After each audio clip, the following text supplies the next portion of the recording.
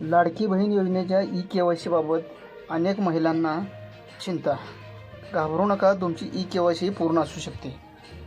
नमस्कार, मी सुनील तिवारी ऑफिशियली आपल्या या यूट्यूब चॅनलमध्ये लाडक्या बहिणींचं सहर्ष स्वागत करतो.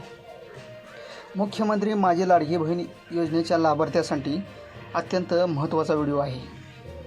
अनेक महिलांना ई-के.वाय.सी करताना अडचणी येत असून स्क्रीनवर एक विशिष्ट प्रकारचा मेसेज येत आहे की हा आधार क्रमांक दुरुस्तीच्या यादीमध्ये नाही.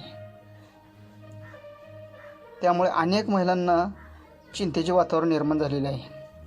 आता याचे स्पष्ट काय आहे ते आपण या व्हिडिओच्या माध्यमातून सरळ आणि साध्या सोप्या पद्धतीने माहिती करून घेऊया. त्यामुळे व्हिडिओ स्किप न करता पूर्णपणे पहा. व्हिडिओ आवडल्यास लाईक करायला विसरू नका. चॅनल तुम्ही जर नवीन असाल तर आत्ताच आपल्या चॅनलला सबस्क्राईब करून ठेवा. ई-के.वाय.सी करताना पोर्टलवर आपला आधार क्रमांक टाकत आहे तेव्हा हा आधार क्रमांक ई-के.वाय.सी दुरुस्तीच्या यादीत नाही असा मेसेज येत आहे. या मेसेजचा अर्थ काय? तुम्हाला पैसे मिळणार की नाही असे प्रश्न अनेक महिलांच्या मनात निर्माण झालेले आहेत. मात्र आता घाबरण्याचे काही कारण नाही. याचा नेमका अर्थ काय आहे ते आपण सोप्या पद्धतीने पाहूया. या मेसेजचा नेमका अर्थ आहे की ज्या महिलांच्या मोबाईलवर असा मेसेज येत आहे त्याचा अर्थ असा आहे की तुमची ई-के.वाय.सी प्रक्रिया आधीच पूर्ण झालेली आहे किंवा तुमच्या अर्जात कोणतीही दुरुस्ती करण्याची गरज नाही.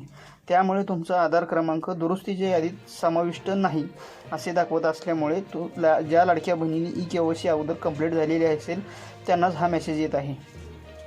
तर आता ई-के.वाय.सी कोणाला करावी लागणार? राज्य सरकारने महिला व बाल विकास विभागामार्फत ई-के.वाय.सी पोर्टल पुन्हा सुरू केलेले आहे.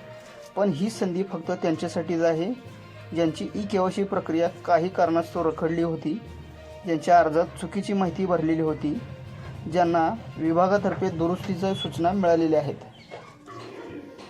तर लाडकी बहिणींनो, तुम्हाला समजलं असेल की या मेसेजचा नेमका अर्थ काय आहे.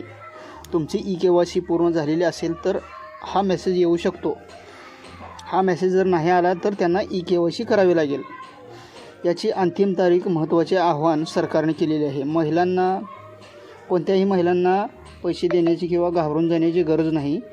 ई-के.वाय.सी 31 मार्चपर्यंत मुदतवाढ देण्यात आलेली आहे. तुम्हाला अधिक माहिती हवी असल्यास आपल्या जवळच्या अंगणवाडी सेविकेशी संपर्क साधण्याचे आव्हान सरकारने केलेले आहे.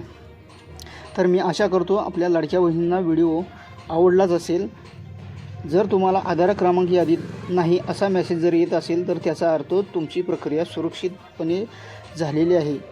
अशाच ताज्या अपडेटसाठी आपल्या सुनील तिवारी ऑफिशियल या यूट्यूब चॅनलला सबस्क्राईब करून ठेवा.